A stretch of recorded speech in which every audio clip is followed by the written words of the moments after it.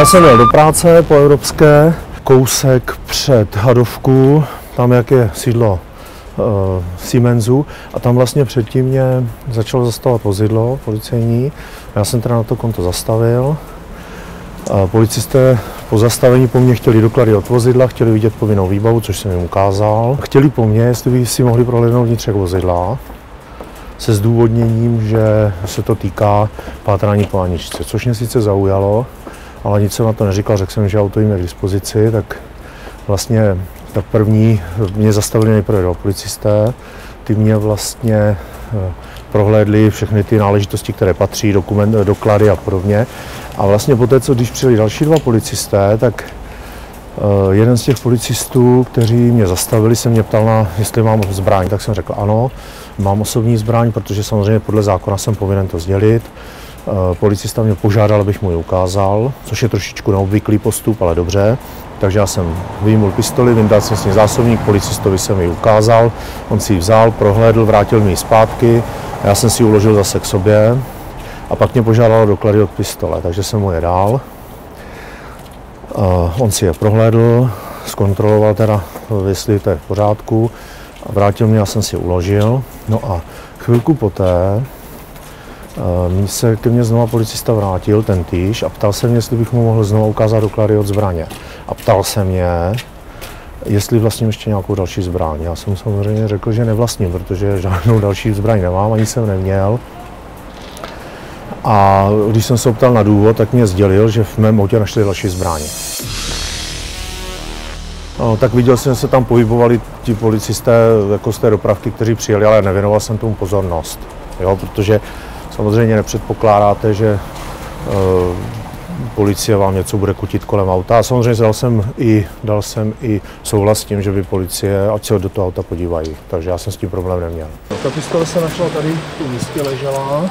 Takhle vlastně trošičku zastrčená jakoby pod tu sedačku. A když se podíváte, tak tam není možné, aby od někaď vyjela. Jo? Já jsem tady, když jsem odjížděl, tak jsem měl v téhle poloze. Aby mě nebouchal, takže ležel. A když jste viděl tu pistoli sám na vlastní oči, tak to byl stál takhle. Jo, stál vlastně, byl takhle postrčený sem a stál. Já jsem tam takhle, přes to bylo hozené. Zkuste se schválně podívat z okna, protože policie mi říkala, že tu pistoli viděli oknem. Jo. Představte si situaci, že je tady tohleto, tahle konstrukce. Zkuste se podívat z kteréhokoliv okna a vidět tam pistoli v té poloze tak, jak byla. Sdělil jsem jim, kdo jsem, jakou mám pozici na ministerstvu obrany, ukázal jsem jim průkazku, věstku v autě na ministerstvo.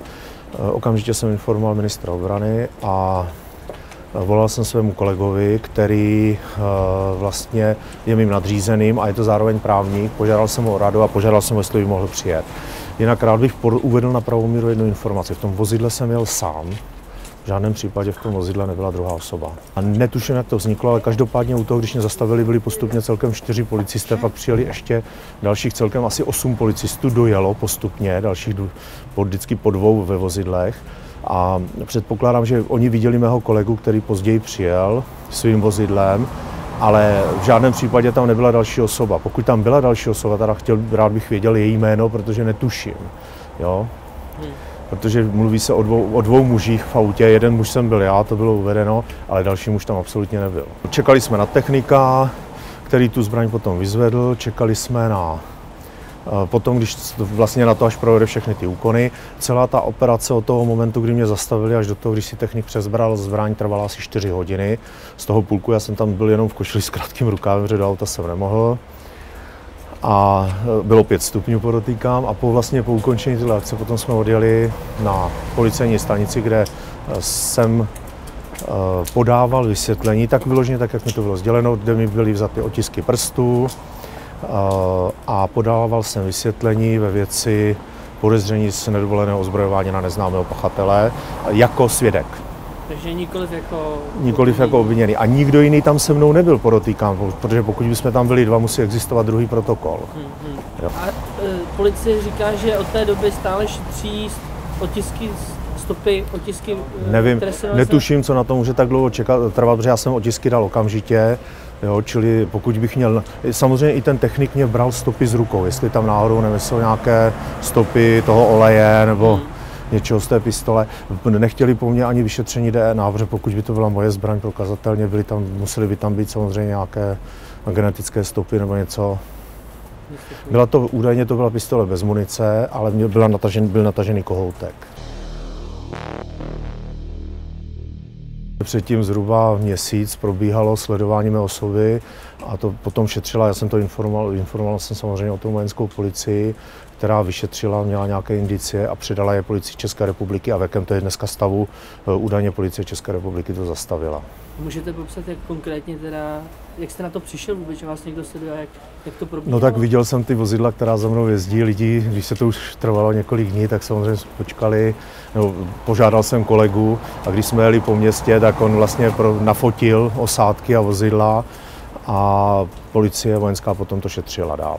Předali jsme to vojenské policii, tímto sledování skončilo a já jsem viděl, jak mě fotí, samozřejmě z těch vozidel také. Jo. A to trvalo jak dlouho? To sledování, vím o tom, že to sledování trvalo minimálně 2 dny, ale jak to trvalo skutečně, to nevím. Já když jsem si to všiml, tak už jsem si potom dával pozor. V podstatě v odborné veřejnosti jsem znám jako osoba, která je velmi nekompromisní ve věci zprostředkovatelských obchodů a velmi tvrdě stojím za tím, aby veškeré obchody rezortu obrany, nákupy, akvizice kolem zbraní, vojenské techniky a podobně byly čisté a průhledné, aby se to řešilo v podstatě klasickými výběrovými řízeními, bez zprostředkovatelů a podobně. To je jedna z věcí, která s tím může souviset.